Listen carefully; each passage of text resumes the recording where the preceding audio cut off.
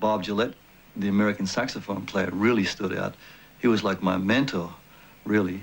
And Bob was into like people like Kenneth Patch, and we used to do performances that would involve poetry readings and some quite different stuff. Even for nowadays, that stuff would be quite unusual.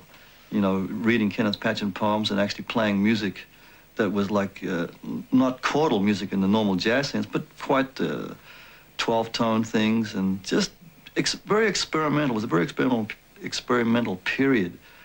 And Bob, of course, we had this quartet, and at one point he was talking about having everybody dress up in white robes and kind of passing ourselves off as some kind of mystical religious order.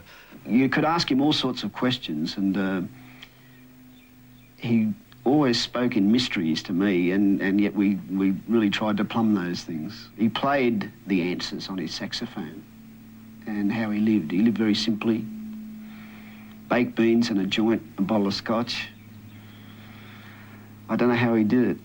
I don't know how he did it, but he played the best saxophone. He and Frank Smith were probably the two giants. Of course, there was guys like Don Burrows around as well who played great, but those guys were something else. Frank, I suppose you'd call him avant-garde. He, in 1948, went to the Sydney Conservatorium and studied with Professor Raymond Hanson, and he studied the Hindemith method of composition, which Frank applied to jazz improvising.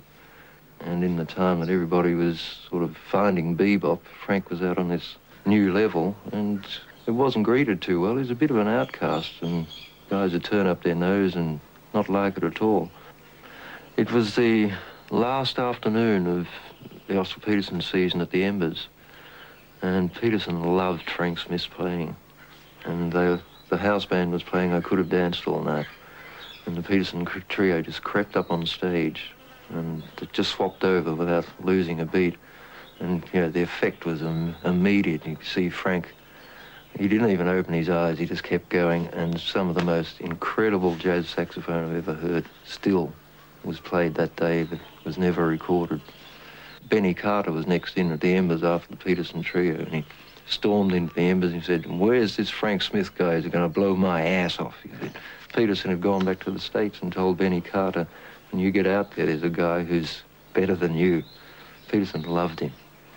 As musicians, there was definitely what you'd call it, an elitist club.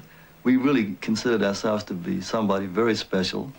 And of course we did a number of illicit things, which you won't go into, but that was part of the scene at the time. You know, we'd sneak out, because it was illegal to have booze in those clubs. They were coffee lounges. So we'd have our neat whiskies and cups of tea on the piano. People were thinking we're just drinking black tea, you know. And of course the usual busts. You know, 1 minute to be playing, next minute everyone would be against the wall, you know. It was fun, you know. I mean, it wasn't funny at the time, I suppose, but looking back, it was all harmless. You know, I mean, that was very risque, drinking in an unlicensed place in those days. You know. I got a tap on the shoulder saying, "You'll take a break now, Dave," and there was Detective Sergeant, what's his name, and there were guys around the back wall and all that, and they hauled us into the back room of the El Rocco, which was the little kitchen, and searched us and all that sort of stuff. And we didn't have anything on us there. We didn't do it like that, you know.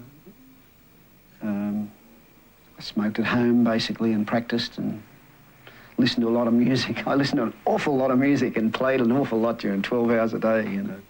Maybe that's what was wrong with all that, I don't know. So I ended up serving a little mini time in jail, like about 48 hours, and that sent me a bit loopy, and I ended up quite sick, mentally sick from it, because they made the front pages of the paper, and what was the heading? Something like jazz musician on sex drug charge or something like that, you know, which is okay, that's the way they did it. Anyway, that's over, and you resurrect your life eventually and come out and keep playing, you know.